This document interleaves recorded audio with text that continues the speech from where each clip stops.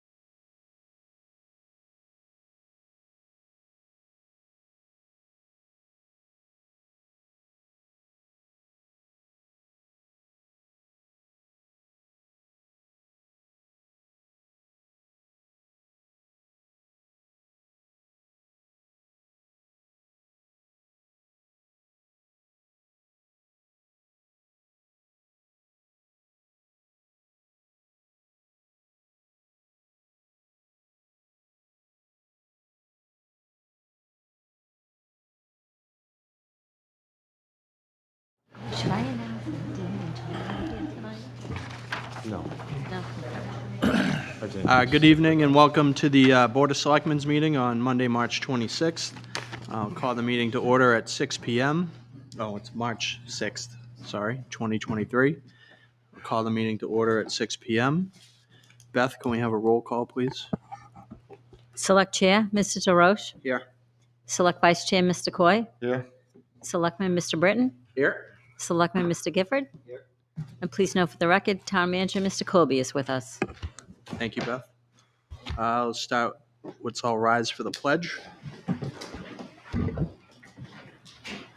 Pledge allegiance to the flag of the United States of America and to the republic for which it stands, one nation, under God, indivisible, with liberty and justice for all. Thank you. Before we get started, I just want to make an announcement around the agenda this evening. I'm going to move public comment to after the town report dedication. And our fire department explorers group will not be here tonight. We got a last minute cancellation and they will be here next week.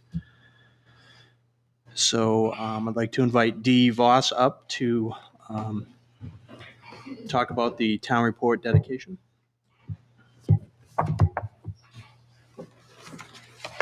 Thank you, Mr. Chair. I have the honor every year of putting together your town report for the annual previous year. And the committee gets together and they decide who to dedicate it to. First, I'd like to give a couple of thank yous out. Catherine Willis, who does the proofing for me. Beth, who did a lot of proofing. Mr. DeRoche, who did some proofing. Lori Sadowitz, who did some proofing. And can't do it without the team. There's nothing I would rather be doing right now than seeing this person here and putting this in his very hands. And I don't mean to make you cry, because we're going to cry together. Never a more special man did I ever meet. And his family and I loved him dearly.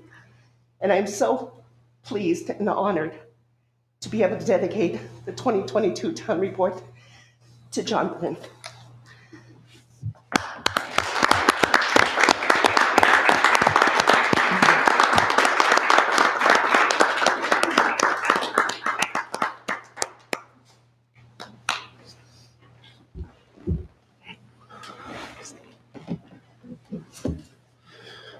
say anything? And to the Blinn family, I'd like to also give you John's nameplate to have. Okay.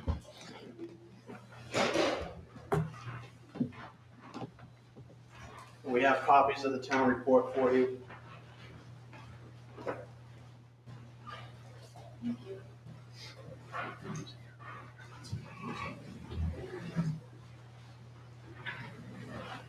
Put it in the back for everybody else.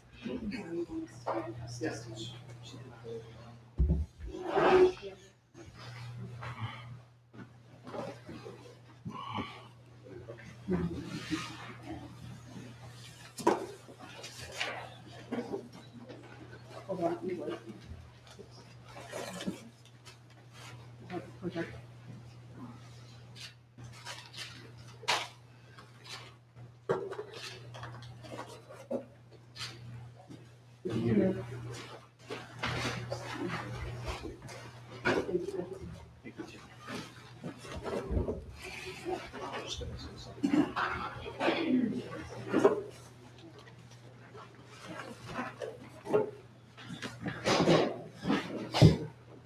I think John holds a special place in all of our hearts, and we really enjoyed our time with him on this board. And you know, it's going to be a big shoes to fill, big hole to fill, and we're going to miss him too. So I know one thing that I took from John was he always tried to make things better, and that's what I take from him, and we'll try to do that for him. Yeah, I don't think anybody cared more about this town than John either. Everything he did, he put the town first. I mean, whatever anybody asked of him, he was there to do it. Yep. And I was glad I got to really get to know him when I became a member of the Board of Selectmen. I just knew him in passing before then, but there's so much I learned from him that I can take away. So I think during some of the really dark hours a couple of years ago in this town, it was John and I would be sitting and he'd be able to make me laugh about this thing and being able to turn it around. And I always blamed him. I said, you brought me into this, but he just had a way about not getting overexcited about things that really went bad, or he's excited when things went good, but not overly excited. And for me, he was a great stabilizing force in what was a tough time, and I miss him every single day. Yeah, I knew John prior to even being involved in this town, and he was the one that got me into this position and said he'd be here to help me. I'm a little ticked off that he's not. So I had a great bond with John. It's a loss that we're all feeling. I don't have any words to give you. thank you. And I will miss his voicemail. Pure and simple. Leave a message. Straight to the point, right? That's right.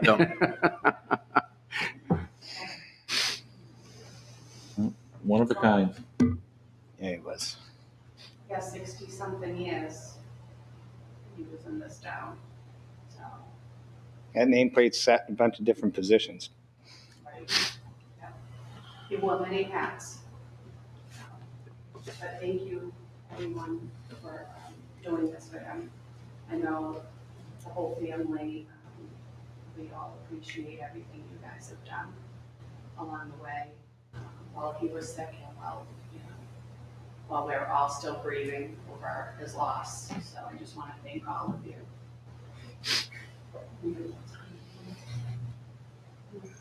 They're more on the shy side.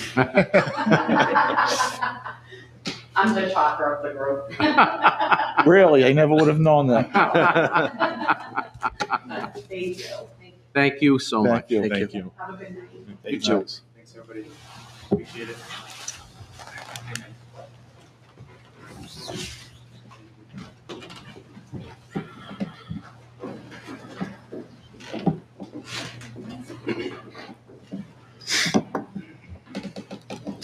All right, so before we move on to the public comment, I want to make just a few statements. I wasn't able to be here last week, and I did watch the meeting. And one thing I do want to say, and I think the board is behind me on this, and we are sorry for all that you have dealt with when it comes to water in this town for the last 20 plus years.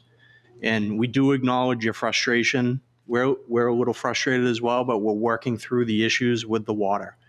And one of the things that we've started to do, and I'm sure most of you were tested, we're testing weekly to make sure and monitoring the levels as they go down. We are still waiting on some tests within the last 2 weeks. Unfortunately, it takes 7 to 10 to 14 days to get the results back. We should expect the 224 test back tomorrow. And we will get that information out as soon as we have the tests available. I know you feel like your trust may have been broken, and we want to work to rebuild that trust with you and make sure that you guys understand we are on your side and we are working with you to get this issue resolved. We had our first complaint today from New Hampshire DES. They reported that we had a complaint, and I think the response from New Hampshire DES pretty well sums up what the situation is. And I'm going to read the letter. I'm not going to say who made the complaint or the address or anything like that, but I'm just going to read what the response was. And I thought it was pretty informative and pretty thorough and explained the situation pretty well. So I'm going to read that letter now. This was received by Department of Environmental Services. Dear resident, thank you for your complaint received March 3rd, 2023 at the Attorney General at dojnewhampshire.gov and DWGB admin Teresa L. Alden, DESnewhampshire.gov. Regarding the town of Plaistow Water Department and their consultant Underwood Engineers, knowledge of the water quality violation for samples collected October 5th, 2023. The notification to the public on February 8th, 2023, received by you on February 10th, 2023. We understand your connection to the town water supply was completed January 19th, 2023, but you were not notified until February 8th. Public notice was distributed. The New Hampshire DES Drinking Water and Groundwater Bureau administers the Safe Drinking Water Act requirements for our state and issued the water quality violation letter to the town on January 11th, 2023, with the requirement to distribute public notice within 30 days, which they followed by issuing the notice on February 8th. These actions are in compliance with ENV-DW 715 disinfection residuals, byproducts, and byproduct precursors, and ENV-W 809 and 810 health effects language.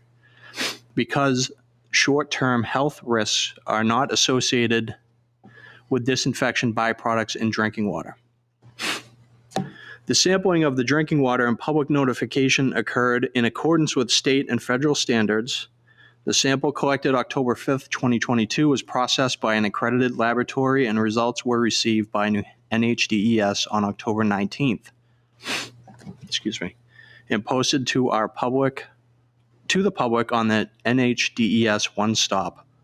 And within the letter, there is a link which we will be putting on our town website, which will give you access to all water tests that were done by the state, by the town, to this point.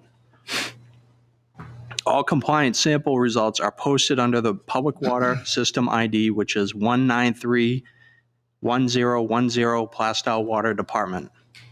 At the end of each calendar quarter, a compliance report is processed to calculate the running annual average, and notice of violation letter is issued as needed.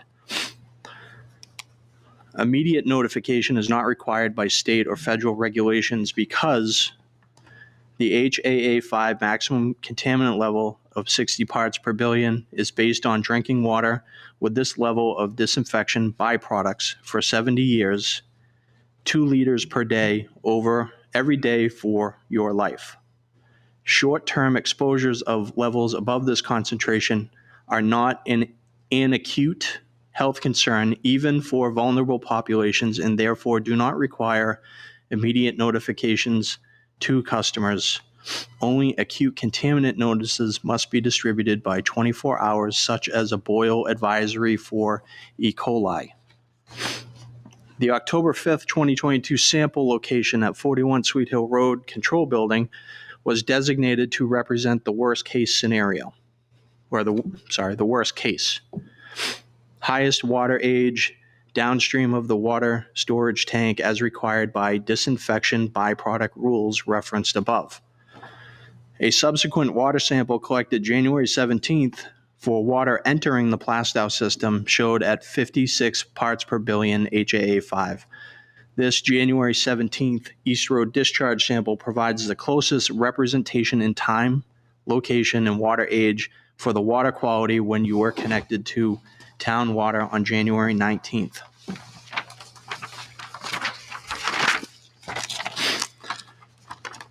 We understand you may have additional concerns, questions with the water regulations and notification requirements. Please feel free to contact me, Brandon M. Kernan at desnewhampshire.gov. He left his phone number. He's a New Hampshire Drinking Water and Groundwater Bureau Administrator. I thought this would help kind of describe the situation. And I know it may not alleviate your frustrations, but I want you to know that we're working to resolve these issues as quickly as possible that time permits, because it does take time. Unfortunately, the water tests take 7 to 10 days. I keep getting that mixed up. 7 to 10 days to get the results back. So we should have the most recent results from the water tank that were taken the week of 2/24. Hopefully tomorrow. And we took tests from there, from the tank and East Road. So how the water comes into our town, and I'll defer to Greg Colby, please step in if I describe it incorrectly, is that when water comes into Plaistow, it comes in through the East Road pump house. Anyone connected to the lines near East Road is getting water directly that is coming in through the town. It flows through town and eventually makes its way back to the tank.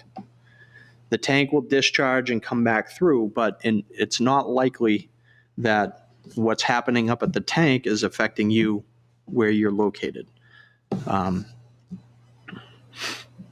I get that right? Okay. So I'm not trying to make excuses. I'm not trying to,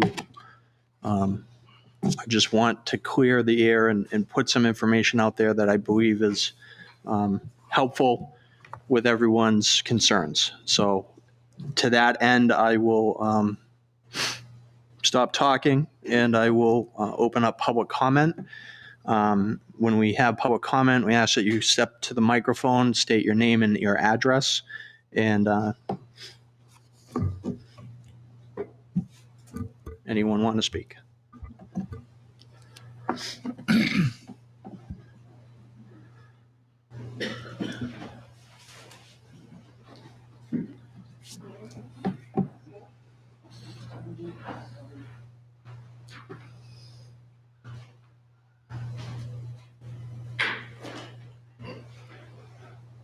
Hi. Oh, Good evening. Evening. Jackie Freeman. I live on Kelleher Ave, number 4. I didn't have time to print it out, so I have to read from my phone. Sorry. Can you speak a little louder, please? Yep. Hi. My name is Jackie Freeman. I'm a lifelong resident of Plaistow. I grew up here, and I knew I wanted to come back and raise my babies here eventually. My husband, Dan, and I bought our house on Kelleher Ave in September of 2001. While I'm a little foggy on the timeline, I'm not foggy on the facts and the feelings that we had. I believe it was 2002 when we were shocked to realize that our well was contaminated with MTBE. I found out my well was contaminated by my neighbor calling me at work to inform me that my well was contaminated. They were coming onto my property, unbeknownst to me, and testing my well. I wasn't sent a contamination letter then until after my neighbors were informed. I felt very blindsided. My husband and I had no idea what was going on, that this was going on when we bought our house. This was no longer just a house to us, though it was our home. When we went back and forth with the state for years about our contamination, testing so many times a year, feeling that awful slimy water on our bodies while we bathed, having to buy bottled water and make our babies bottles with it and to cook dinner with it. It was awful. After fighting and sitting in front of the Board of Selectmen, I think maybe in 2003, it was finally decided that they would pay for bottled water for my family, and it was a relief. You see, my water was always contaminated, but never enough to qualify for the filtration system. Who gets to decide how much contamination is enough?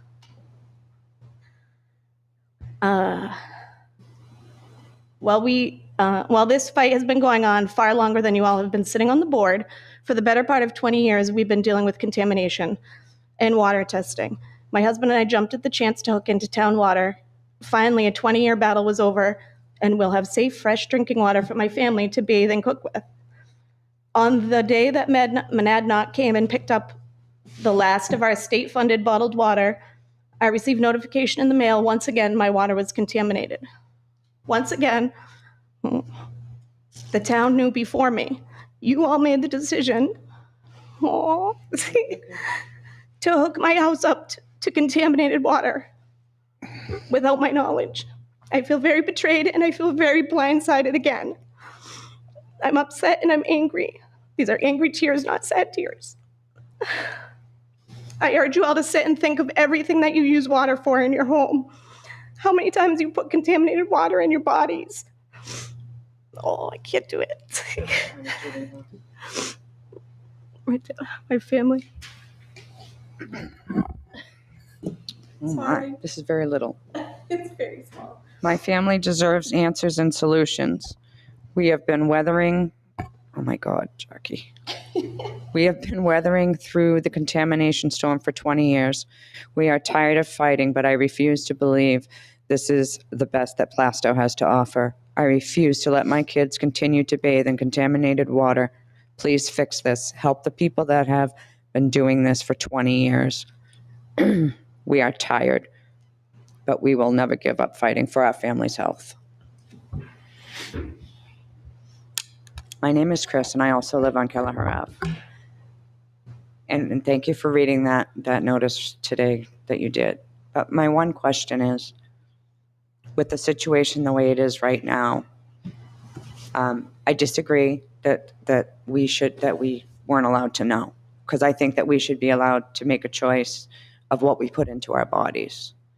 But most importantly, why is the town not helping us right now with water? We are purchasing water to drink and cook with while we're purchasing water that's contaminated. I would like to know what the town's going to do about that.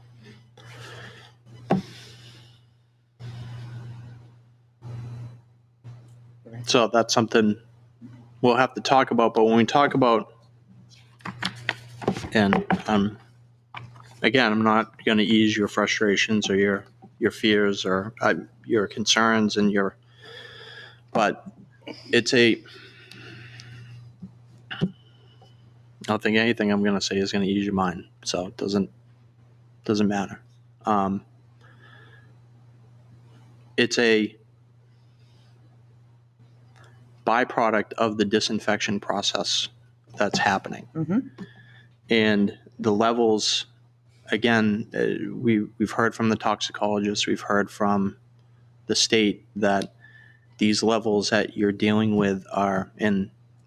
And if we look at some of the most recent tests from the East Road pump house, you've been under the limits. So once we get the test results back from your locations, we will have a better understanding of it. But it's more likely that you're below the range now. And once the system is moving along.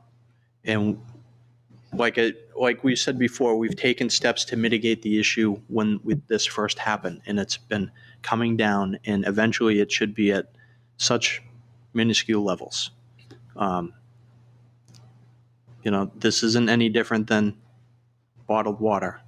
So bottled water, they have to follow the same process with chlorination to make it to clean out any biological material that might be in bottled water. So there, at some level, there are levels of this similar, the same byproduct that is in.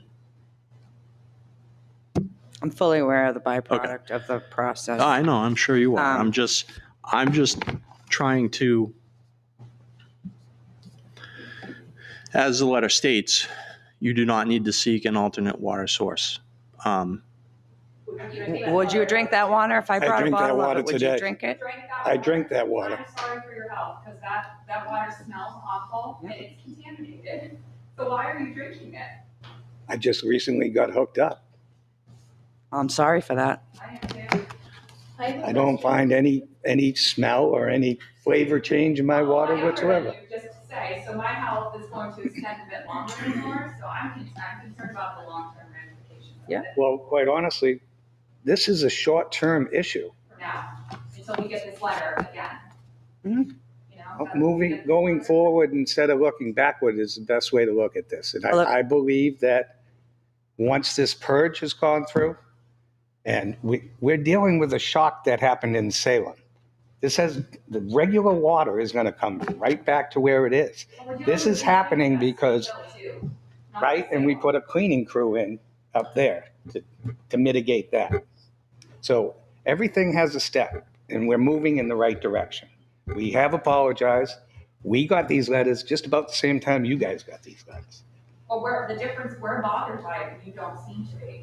We're extremely bothered by it. I'm not taking I don't it lightly, understand but why. I don't have a problem drinking. We're frustrated. We're just as frustrated because this is a new system for us. This is new ground that we're treading, and we're trying to work through this as best we can and try to keep it safe for our Try. residents. That's And the it word, is, try. but it is safe.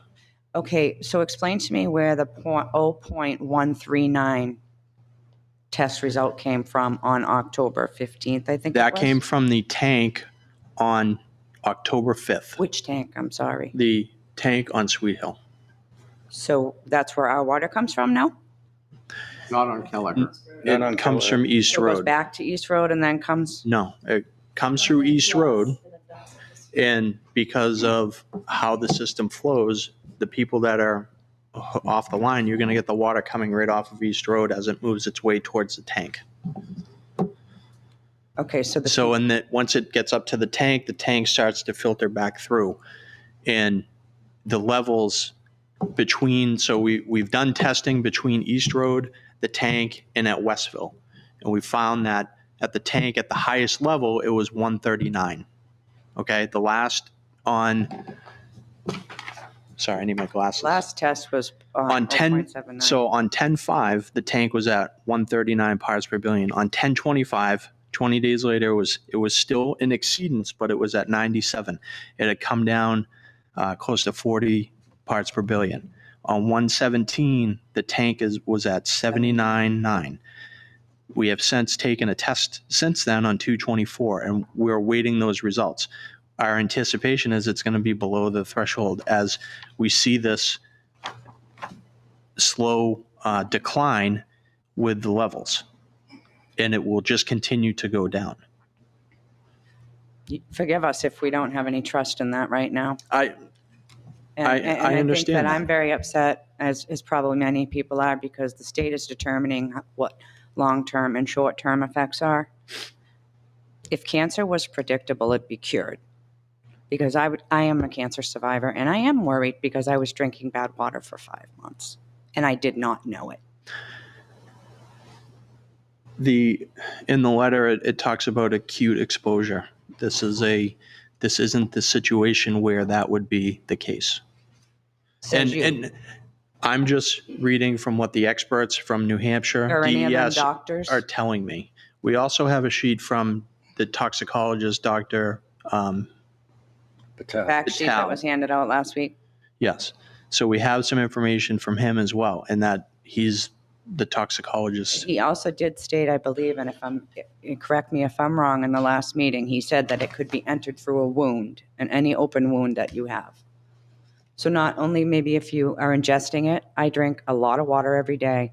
If I had a cut or a sore, the water could enter there. So, I mean, I wonder how many of us, if we had a blood test done, would have had it in our system. That's all I have to say. I have a question. I emailed you guys weeks ago, and the only one that responded was Jay. Did you all receive my email? Yes. Just, I but hope you did, because you responded. No, we all got it. I responded for the board. He's the chair, so he's the chair, so he does responds. So everybody knew that he responded. Yes. Mr. Colby, you as well? Yes. Mr. Colby, when do we think we'll have the results from their testing back? Well, the February 24th, Charlie, Jean due probably tomorrow. And then there was also done on March 3rd, so another 10 days after that. So 13th, 14th, somewhere around there. So next week, probably. End of next week. And if they're testing weekly, we should almost start seeing results every week then, right? Yes. That's what we expect. Are those results sent directly to us? They, Tested my house. They'll be They sent on our town website. Actually, I requested that they You can use click on that link. Okay, I signed up. I was going to say, I believe we submitted the samples as what's called general system evaluation samples. And when you submit them on that paperwork, they immediately go to the DES's database. So the EPA number that Jay mentioned earlier, if you go in, plug it in, you'll see all the current results right at the bottom of the page. Where can I find that number? so we'll take the link that they've given us, and we're going to put it up on our website so that you can access our water department website, click on the link, and it'll bring you right to that page, and we'll give you all the general water test results. And I think there's other tests that are done as well with, I think it might be in another bucket, but it's under that. Well, they town tested it for number. the free chlorine as well, when Yes. which I wasn't even aware that there was a free chlorine There's, test, which I think mine came back okay. Yeah. So I don't know what the difference between free chlorine and then the contaminant is, but. Questions? Thanks. Thank you. thank you.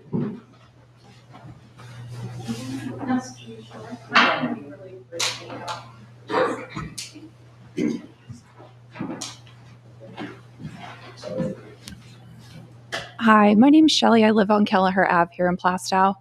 I spoke last week, and I was obviously, you probably remember, I was very upset. Since that time, the letter you read, that was, and I can publicly say that because it's my letter that I wrote, and they did send pretty valuable information back. I think one of the oversights we're dealing with here is that none of us had that information on where we could even find potential contamination information. So that's really new to all of us. Mm-hmm. And really the only question and the only reason I came up here, I think a lot of my questions were answered. There's still this ethics component to me that we can talk all day about what is governed by water regulations, but the fact of the matter is we're being told there's something unsafe in our water. You know, last week, and you can correct me if I'm wrong, I know, Daryl, you asked a lot of really valuable questions, and I feel like we got a lot of information out of those. But the toxicologist sat here and he said, you know, we're talking about a short-term exposure, and a long-term exposure would be several years.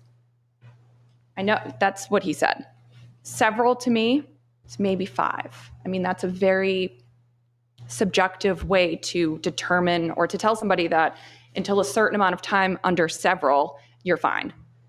What are you guys doing now that you know of this situation? Because I'll be honest with you, I stopped and I talked to a resident who was being hooked up. I saw the crew there. Mm-hmm. I wanted to inform him. He was being hooked up to this water that is about to be delivered to him, and he doesn't know. Why isn't it Plastow's responsibility now that this information is out there? You all received the water application, correct? Here at the town level. Yep.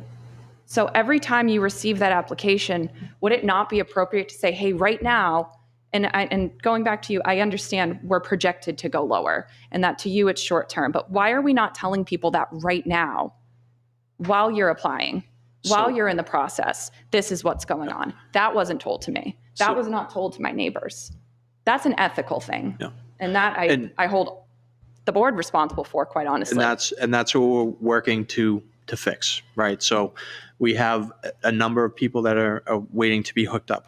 We're going to have the letter brought out to them by someone from Underwood Engineering, and they're going to explain the letter to them and talk to them about that. We're also going to make sure that if we are in an exceedance period, if someone comes in with an application, we will make sure to tell them that, as if there is an exceedance in place. So, and I don't think we're required to do that, but for purposes of transparency and we should be doing that. So if I walk in with an application, they should turn to me and say, There's an immediate discussion about it. Right. So we will, and again, this is an excuse. This is all new to us as well. So we're trying to navigate this as well. So we're going to do better and make sure that people are informed when they come in. That's honestly been my biggest concern, is just let's make sure that people moving forward. I feel like I'm going to be grouped into those people who didn't know. Is there any date that you can tell us that you were informed? Like, what's the actual date? Because we have testing in October, and then we hear about this 30 window period of time that you all have to inform us, which understandably so. That's a lot of addresses to compile, a lot of, envelopes to put together, to mail out, time to get it to the residents. Yep. But I guess I'm just confused about when you all knew, like, that the water sample was bad. So the water sample, when we were informed that we had to send out a notification, it was 3 weeks ago at the Selectmen's meeting. Wow. That So day, that's when we found out. that right. day we were notified that we had to That's mind blowing. that we were sending out a letter. So it was it 3 weeks ago, 4 weeks ago, whatever. Somewhere in The there. night we announced it at the Selectmen's meeting, that day is when we found out that we had So it was also had to. it was We also haven't been delayed holding information anything to back. you. Right. Right. Okay, that's fair. The other disparity I have, and I just wanted, again, it's a subjective thing when you tell somebody several years, is when you might feel the effect of something that is a known contaminant that causes harm to your body, whether it be cancer or other things. You had a toxicologist say several years, and in the letter that I received, it says specifically 70 years. So now we're going from several to 70. Dr. Batali clarified, he sent an email clarifying that statement, and he does refer to the 70 years in Right. that. I have a copy of that email, and there are copies here if you want to take those. But he does clarify the 70 years down in that section. But if you're welcome to. So that was really all I had to say. The disparity in the timeline of how this toxin is going to affect anybody's bodies, 70 versus several, seems a little bit misinformation, perhaps. Yep. I understand. This was because we've never really dealt with this type of thing. This has been a learning experience for us. Yeah. Us And too? we've learned a valuable lesson to the point now that as soon as the information comes back, it'll be posted. Okay? So that you guys can stay on top of it all the time. There won't be any lag from the minute we get it from the state, it'll be posted, so you'll be able to look and see. And as soon as those samples come back, you folks will be the first to know about it. Where on the website is this planning to be, just for easy access for people? So under our webpage, you go to plaistow.com, there's a government section, there's a water department. And there it has the actual notice that was posted, that was sent to you. It's posted there as well. That's where we're going to be posting that information. Okay. Thank you. And you can also, if you want, you can, I think on the webpage, you can do notify me, and you can set up for email alerts. So anytime something is posted to the water department page, you'll get an email alert saying that a new document is there or a new notice is there. Okay. Thank you. Thank you. Thank you.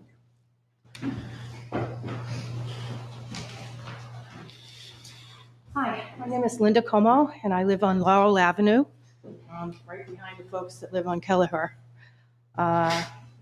I grew up in Plaistow, moved away, came back 5 years ago, bought my house, and our house had arsenic in the water at that time.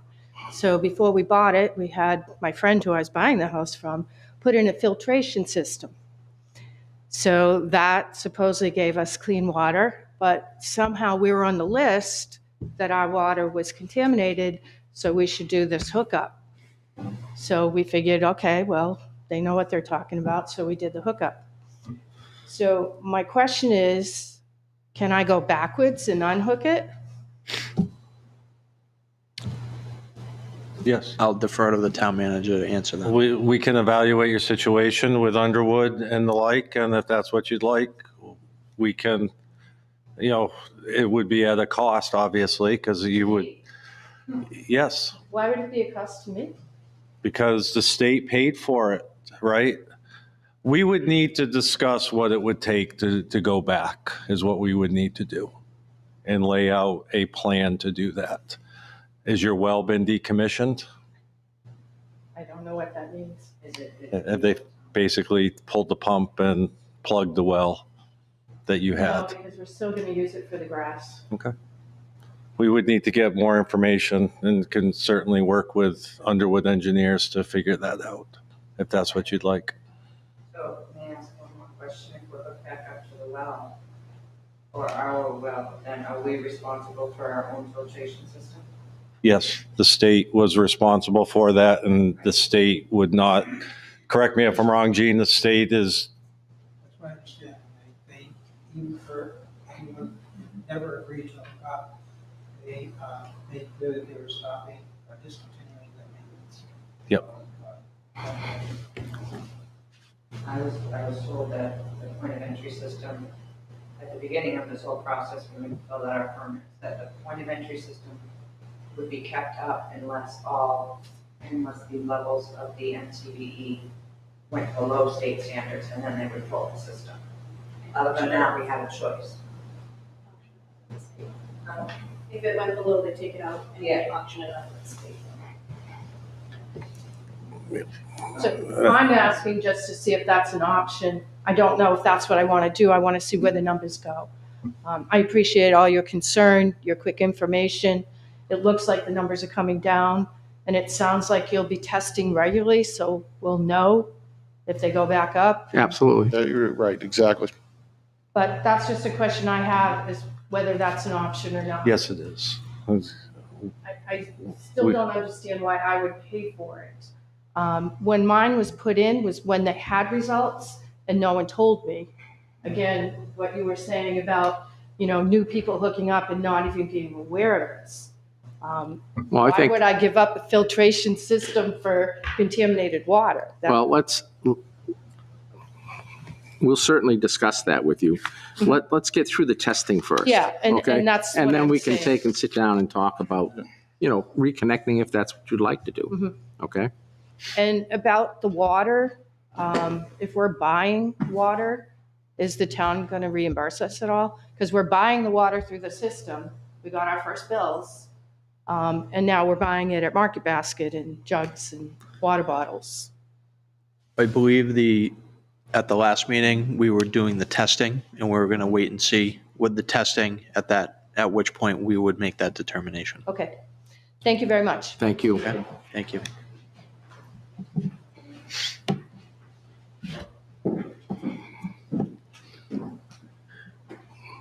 Is there anyone else from public comment? Okay.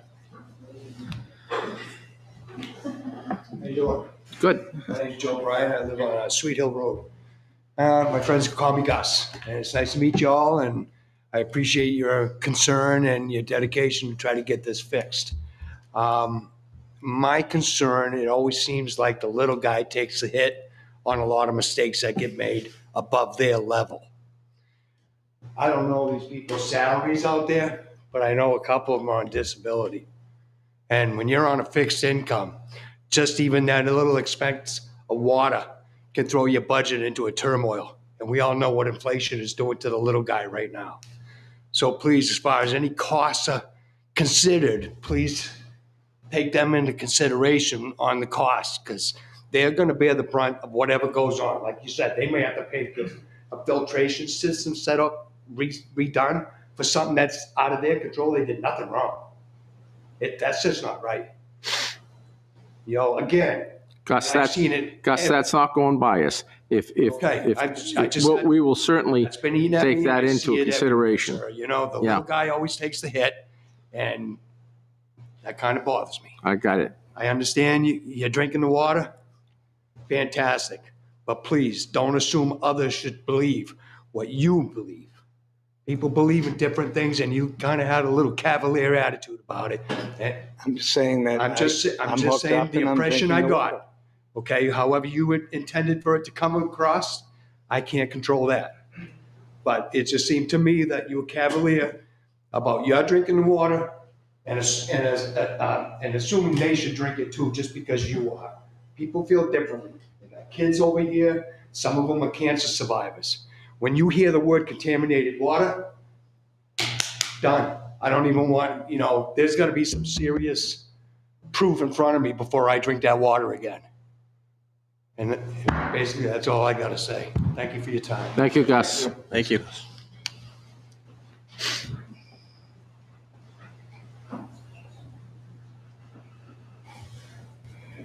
Okay. Is there anyone else for public comment?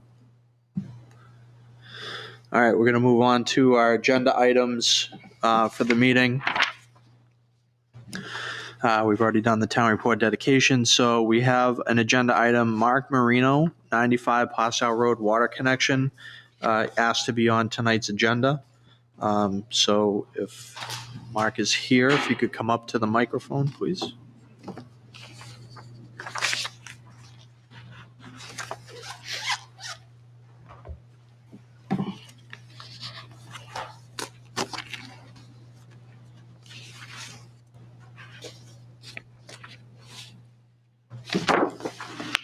Good evening. So my name is Mark Marino. My family owns a business at 95 Plaistow Road. It's a commercial property. Can you describe roughly where it is, Mark? Sure. It has Pinnacle Physical Therapy inside of it. It's the building in front of Planet Fitness, closer to 125. Okay. They're right at the set of lights there. Yep. Okay. Yep. So I'm coming here today because our family's business has a agreement, memorandum of understanding, contract, whatever you like to call it, with the town of Plaistow for having our water hooked up to the town water. I'm not sure if you guys have information on it or not, but I made copies of the agreement. Do you guys all have that in front of you, or Yeah, I made copies if you don't? Of the agreement? Yeah, we got the. We have the memorandum of understanding. Yeah. Yes. Okay, great. So first, just want to start off with Mr. Kobe. Is that your signature at the bottom of that? Yes. Okay, great. Can you please read me the part of that memorandum of understanding? Says Marino Realty be responsible for payment of having water installed into our building. Which section? I'm at, yeah, you have to find it. I'm not sure where it is because I don't see it in there at all.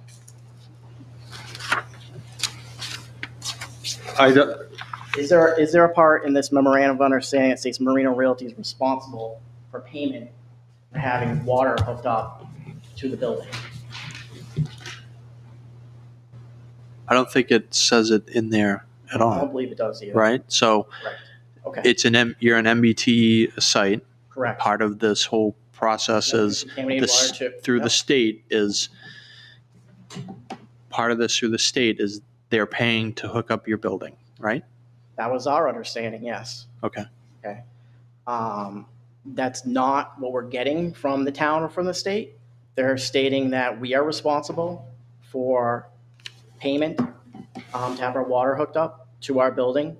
You'll see in there, it says that, I'll just read the second paragraph, is probably the most important here. It says, work for which authorization and confirmation is requested includes excavation and construction of a new water service to the building, installation of 7 water meters, and other plumbing modifications considered necessary to complete the work as determined by local and state building codes and regulations. It is agreed that plumbing modifications will include new interior service lines from 7 meters connecting to various units for the purpose of metering usage flows within the building. It is further agreed that the work will be completed by a licensed contractor at the town's expense, and the town will make reasonable efforts to minimize inconveniences to the property owners. So what that means is,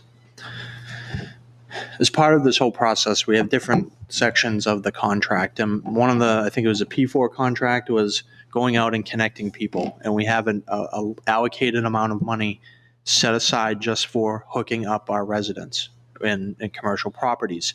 So, and maybe correct me if I'm wrong, Greg, but I think when it says we're responsible, I think that's what that means, is that we have money that we have to get approved through Underwood Engineering and then through the state to spend to connect you. So it's coming through us to dig the trench, but it's Earth and it's the state of New Hampshire that's processing this whole, going through this whole process. So I don't think it says it anywhere in there that you're responsible for any of that piece of it, the meters, the line coming from the road to the building.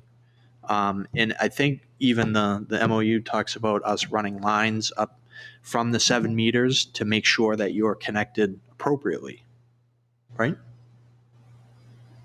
Somewhat. In the next paragraph, it also refers to the work plan, which we discussed today at our meeting this afternoon.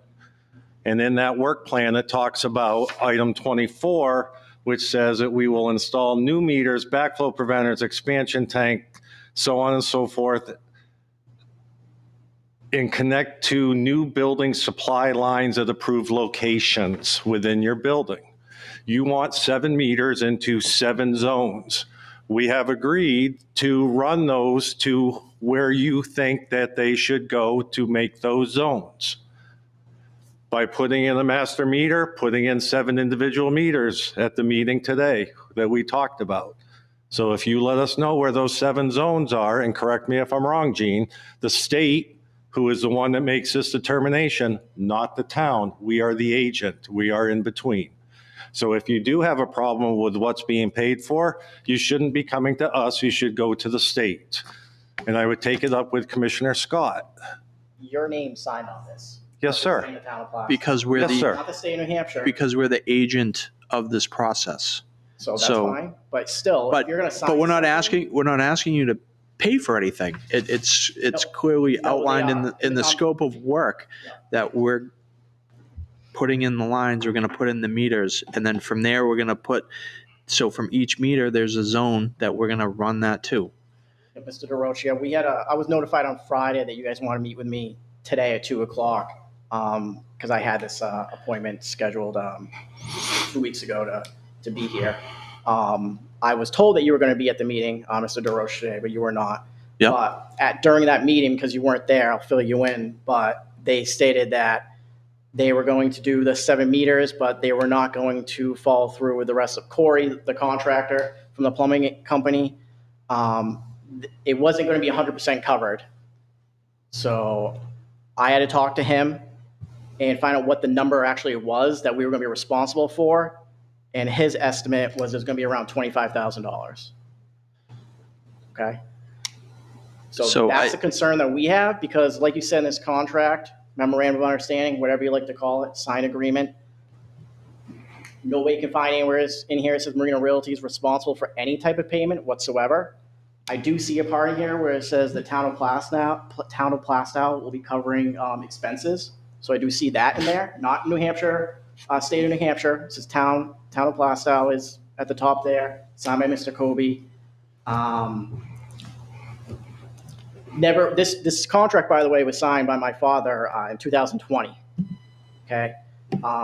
We've had people from Earth, from Underwood Engineering, from the plumbing company as well too, Riverside Plumbing. They've come into our building months ago, looked at it all, checked it all out. Yes, we did have a report done by Corey the plumber as well too. Report was done. Yep, that was 2 weeks last ago. week. Yep, by Corey as well. No conversation of that we would have to pay for anything.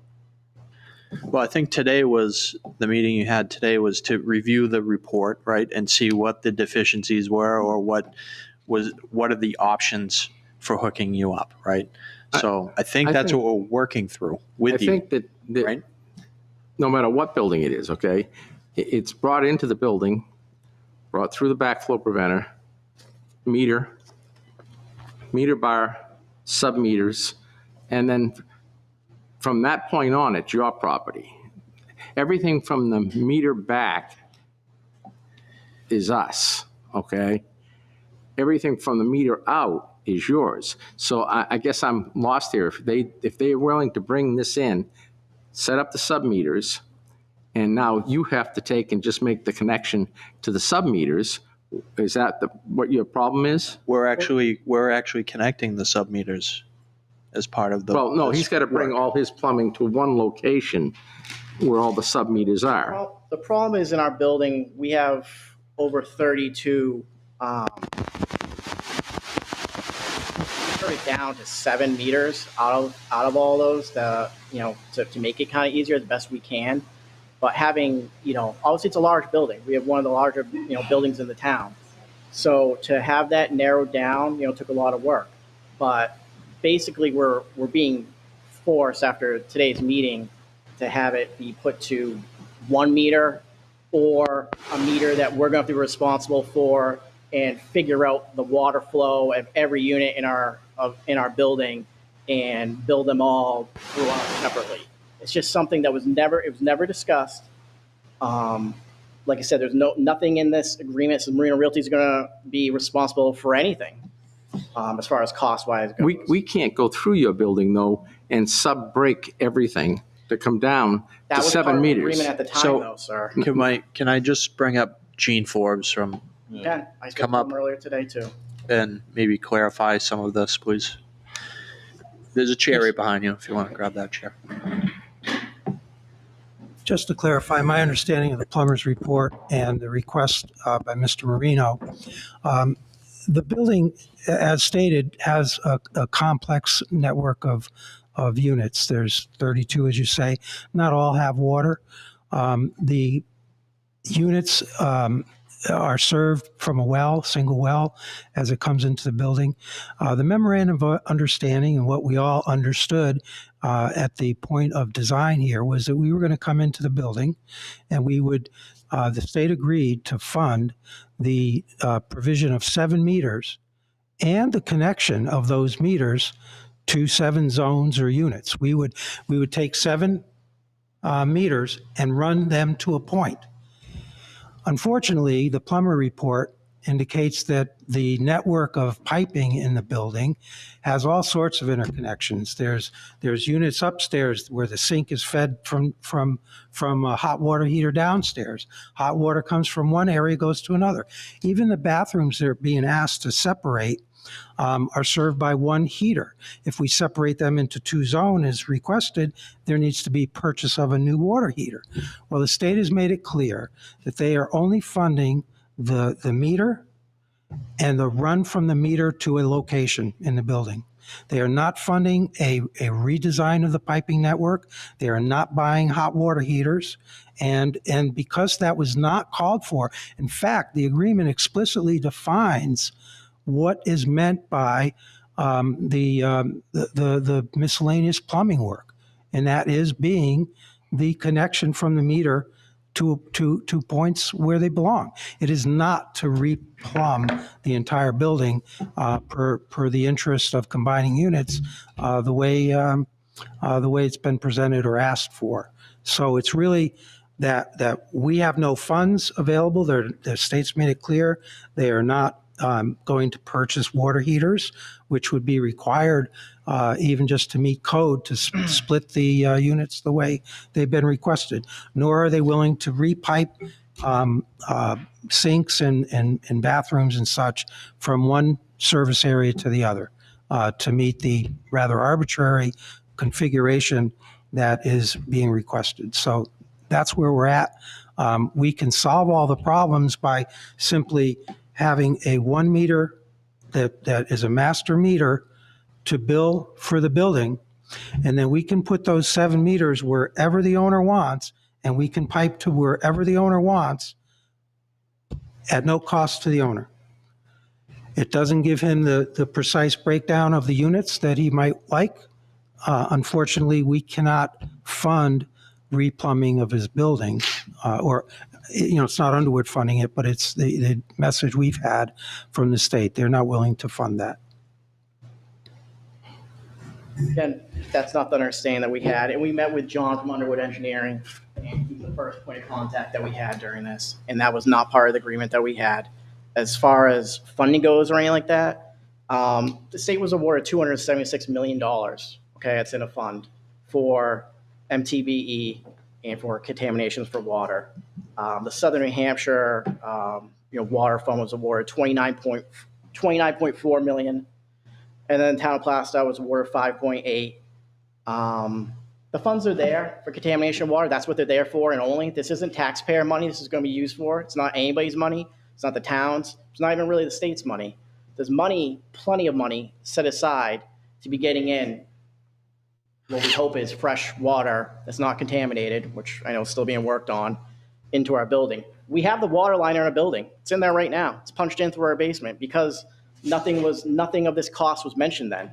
Everything was all hunky-dory and everything was great. And then here comes the assessment by the plumber, and they wanted to do, and we had it done. And he comes up with this amount for the state.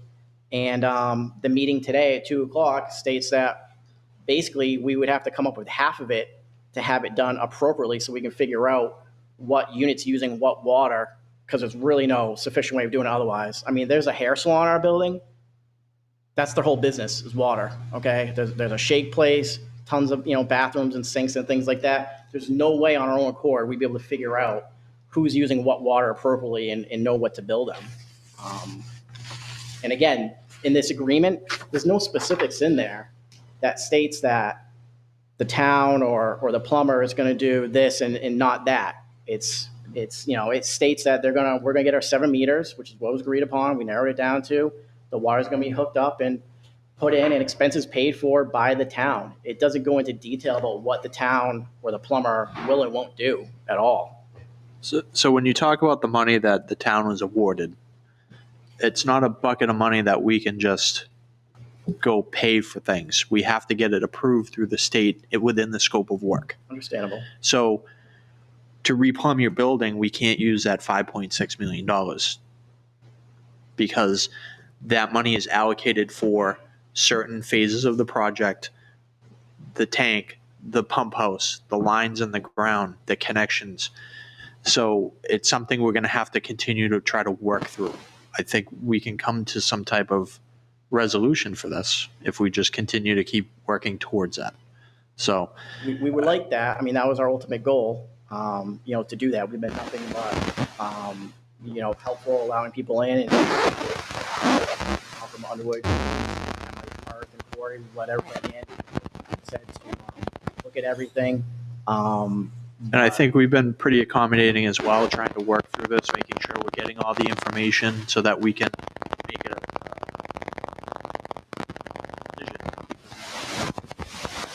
how the plumbing is configured, right? So we have this report.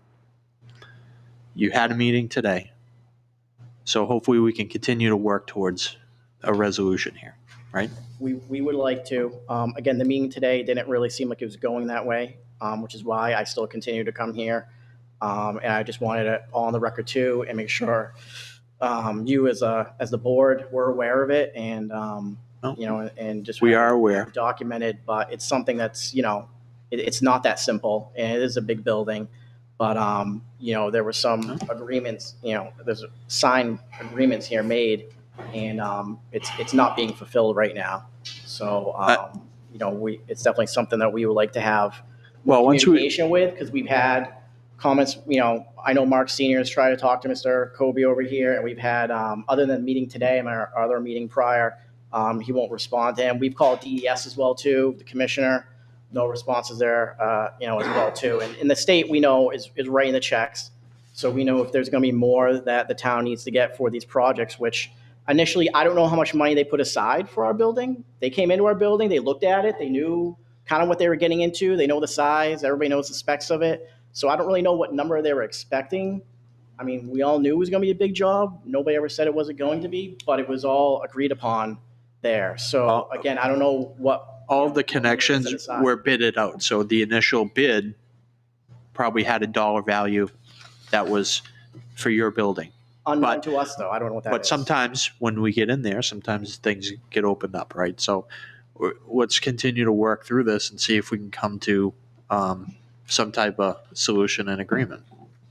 Who can I expect to have communication with in this moving forward? Well, we'll continue to work this with the town manager and Underwood Engineering as much as we can. But obviously at this point, the state isn't going to be funding anything. So we need to see. Why is that, do you think?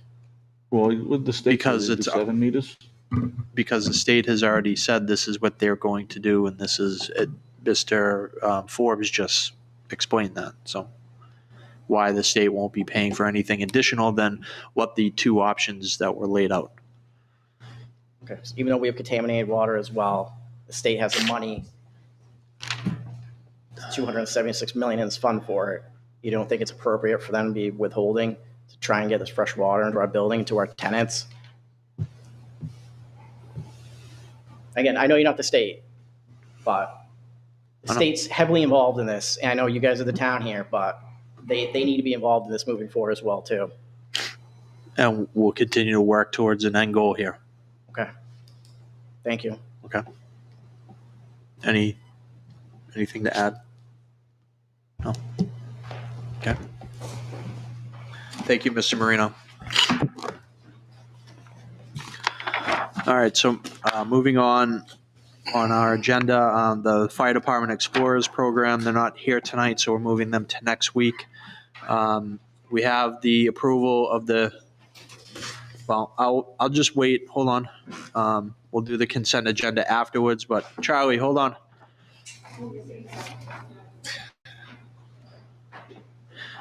We'll go on to the town manager's report and water update, so if Charlie and Gene, if you guys could come up real quick. Just state your name and your organization.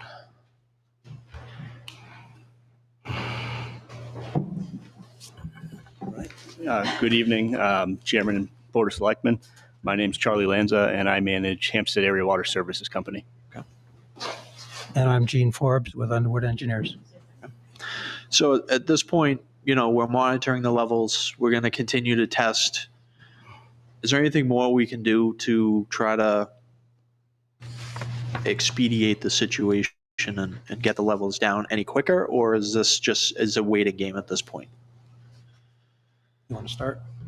Sure. Yeah, I mean, I think based on the amount of interest from the community over the last few weeks, I think it's evident that all options need to be looked at. All options need to be explored. And as some of the people here tonight, including yourselves, have talked about, there's a number of things that are being done above and beyond any regulation. For example, the weekly testing. We're also flushing more than we have for this time of year, being in the winter. Putting water on the ground obviously isn't ideal with freezing temperatures, but we've reevaluated how we can overflow the tank at times during the week to be able to get additional flow through the system. So we're actively doing that on a regular basis. Okay. Aside from that, I don't have anything otherwise, short of echoing what you said about being transparent and providing the data as it becomes available. Okay. And when, as far as the testing, it's 7 to 10 days after a test, and we're expected to get the next set tomorrow-ish? Yeah, so the results from the February sample date, I believe it was the 24th, yeah. They're expected tomorrow. I heard that from the lab today. Okay. And as far as the 7 to 10 versus 10 to 14, my understanding is it's closer to the 10 to 14. Okay. I can ask the lab to clarify that. And I can also ask them if there's a rush option. Sometimes for some contaminants that get sampled, you can ask for a rush process, pay additional money basically. And are those calendar days or business days? Those are typically calendar days. They typically don't don't take the weekend days out. They are the lab we bring these to. They're open. They're not open to the public, but they have people working. Okay. 7 days a week. I'd like to just add, Charlie's correct with the flushing, the extra testing and whatnot, but I think an important point to add, I've been talking with the DES about funding some additional work here. The more we test, the more information we have to manage this, the more we flush, the fresher the water, all that costs money. And I'm working on that end of things. We'll put together a proposal for the state to consider additional funding to help you through this startup period. Okay, that's great. Thank you. Thank you. Back, Charlie, just how does the flushing work? Can you just explain that a little bit? Sure. So basically, there's a few ways to flush. In the context we're talking about here today, we're flushing for purposes of improving water quality, basically getting the DBP levels down below the MCL thresholds that we've talked about earlier tonight. And basically what we do is we open up a hydrant on the side of the road, and depending on what area of the system we're looking to flush, we'll select that based on a number of different criteria, and we'll flush the hydrant for a period of time. We'll move enough water through it such that we're mimicking 50 or 100,000 gallons a day of usage to freshen that water up. And more recently, where it's wintertime, we've been using hydrants that are more off the beaten path to try to eliminate water from freezing on the roads and whatnot. We've been using the tank at Sweet Hill, and we're able to do that in a controlled manner where we don't have to worry about icing on roads and whatnot. So you're flushing closer to the tank at this point. Correct. That's what we've been doing for the past few weeks, and you'll continue to see us doing it. You probably saw last summer, last fall, there was a lot of flushing. And just to clarify, there's flushing done for other purposes too, to remove debris in the pipeline. Sometimes there's flushing done because there's a dead end line that's got a little bit of water that's got some age to it, and you want to clean it up. So in this case, the flushing that you're seeing is primarily related to the DBPs. Okay. And as far as tests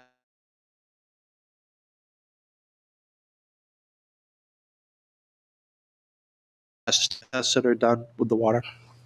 Yes. So the testing is prescribed by the Department of Environmental Services, which ultimately comes down from the EPA. And those prescribed tests are on the website, which you talked about earlier. If you navigate to the top of that page that has that EPA ID number, there'll be a master sampling schedule, and you'll be able to click that and see what the next prescribed sample date is. Typically, they're in a quarter. So it'll say, for example, you have to test for bacteria. In this case, because you're a chlorinated system, it's monthly. But say you needed a VOC sample, that is a sample that would probably be done in like if you look at the master sampling schedule, you'll see it say something like Q4 23. So that sample has to be done in the fourth quarter of this year. Right. Okay. So, and there's a whole number. There's lead and copper samples, which need to be done. Bacteria samples are done monthly. DBPs, which we've talked extensively about, and there's a whole, number of other contaminants that get tested on. So we're not just testing one or two things. There's a whole myriad of things that we're testing for. That's correct. And that happens monthly on a regular schedule. Okay. Yeah. And something else that's going to be new to the residents that I may as well bring up, and it's directly related to water quality, is if you're a public water system and you sold water in a previous calendar year, you're required to submit a water quality report to everyone that was connected to the system in that prior year. And those are due by July 1st. Okay. So that is something that, as the board, you'll see a draft copy of before it goes out. And is that something that you provide? Correct. To us, and then we will disseminate that out to the public? Correct. And the reason why we provide it in the draft form primarily is it's an opportunity for you to put information in there that otherwise maybe you haven't got directly to the consumers. Okay. So, that's good to know. Water efficiency, conservation, things like that, you may want to put in there. All right. Excellent. Any other questions from the board? No. Any other words of wisdom for us? I'll add this. I'm a resident of town for almost 40 years. I grew up here. My personal license is on this water system.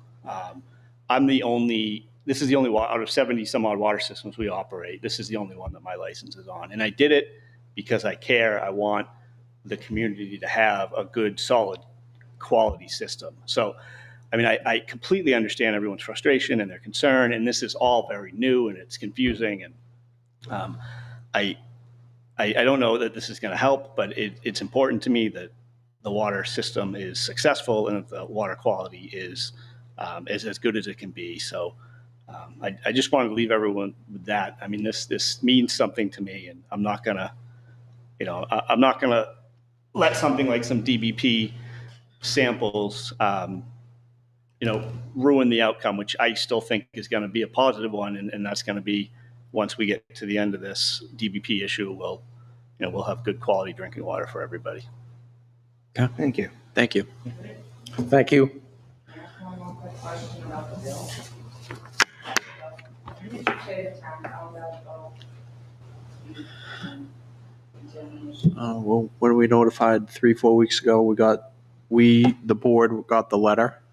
So, Right, well, I'm the only like recipient in my neighborhood to have received the water bill so far. No, I got mine. You ready to split it? Made it to with the town where the water was not drinkable. Would they be willing to submit this bill to the state, okay? Why should we pay for contaminated water?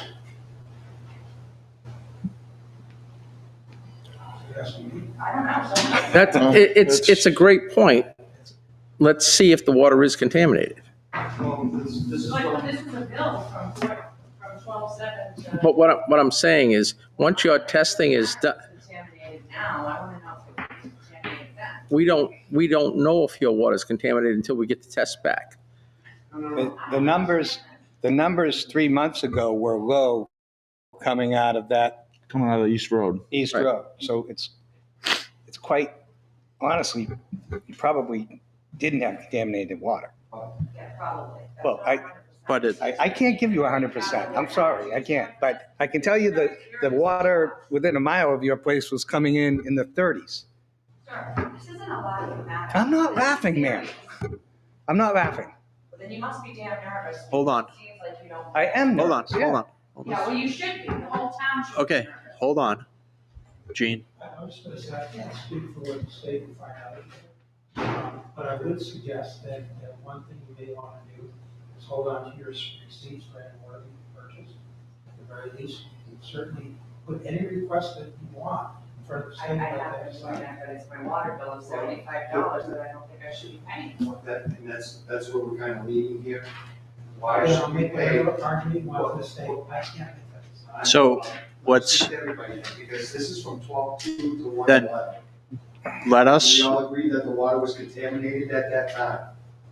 it had elevated levels, yes.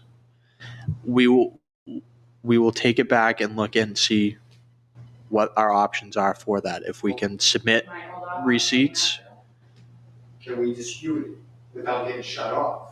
well, I don't think we're gonna go and shut your water off. So Okay, let us take this in and work through it, and we will let you know. So we'll go through the proper channels of us disputing Yes. it based on the contamination.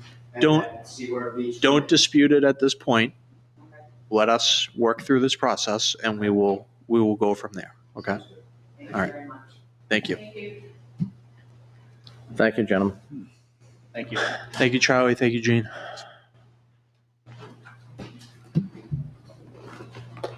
All right, Mr. Colby, any other updates for your town manager's report? Snow, salt, highway budget is tough. The Mr. Garlington heard back from Mahoney's, and they started a preliminary diagnosis of the truck that is having substantial motor issues, and all he said was the exhaust gases are interacting with the coolant system, and which is pretty serious, and they're trying to figure that out, and hopefully they're calling tomorrow to see if we got a resolution. But other than that, it's been a short week.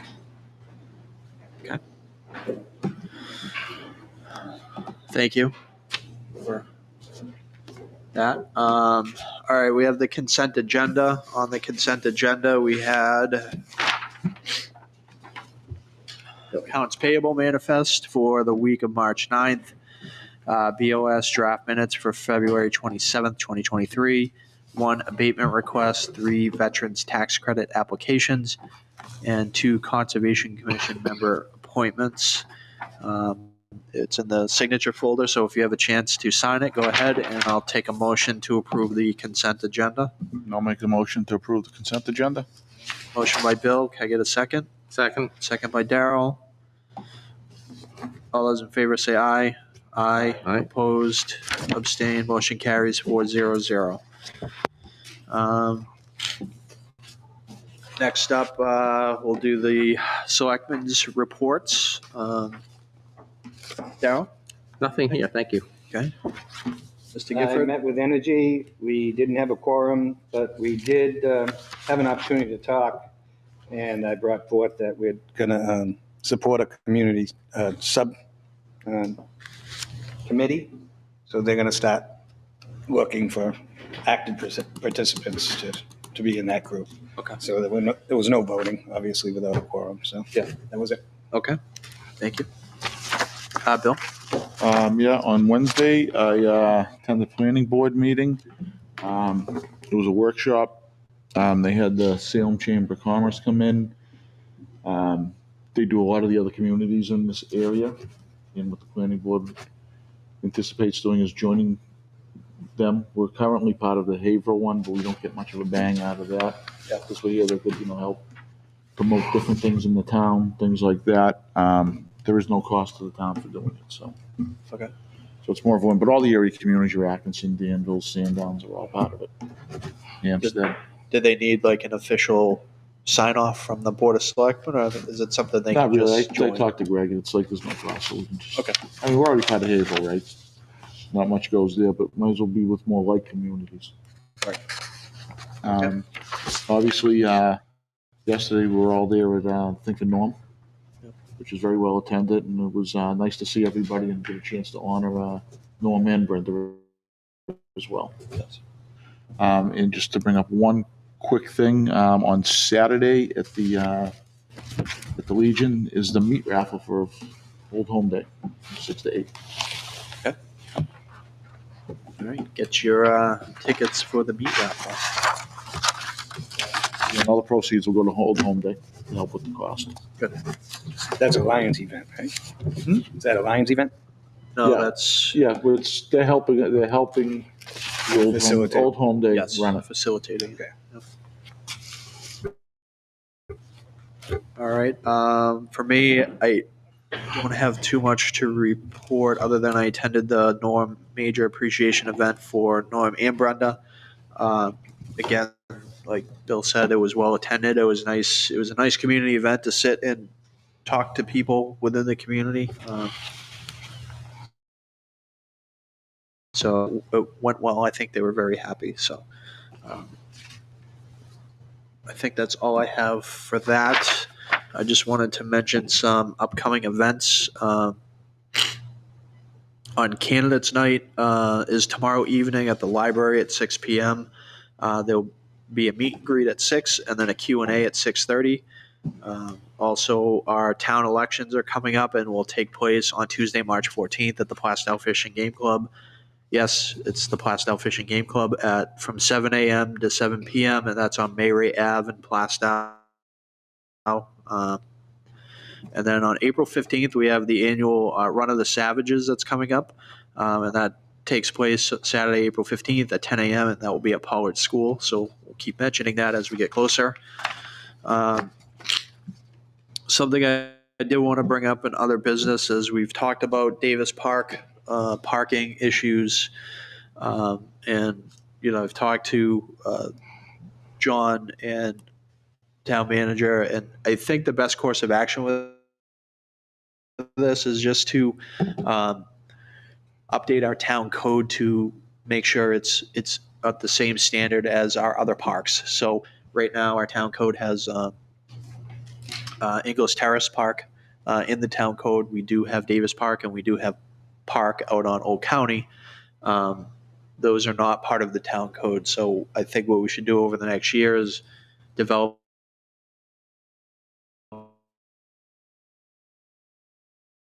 out of the town meeting. So we will look to work on the language, and then in 24 we'll put it to a vote to the town if everyone's amenable to that. I think that at least it will be consistent with the other parks in town, and there will be no specific parking bans. It will just outline how parking should occur around the parks. So How does that affect everybody there now with some of the complaints? so it shouldn't affect people there now. If you have a family function, you can still park along the side of the park. We just ask that you don't park in the park, right? Along the park, there's like a gravel area just off the road, and I know it's a tight road, but utilize the parking as well. You're not going to get penalized for if you have a family event going on or anything like that. It's just to put more guidelines in place around it, because we want to protect the park and not have people parking out in the park and ruining the grass or anything like that, creating ruts, killing the grass. So I think that might be our best course of action to deal with it. Just bring everything to be consistent. So, any other business from anyone? Mr. Colby, do we need a non-public session? No. Okay. All right. Anything else? No, I'm good. All right. I'll adjourn the meeting at 7:25. Thank you and have a good night. We'll see you next week.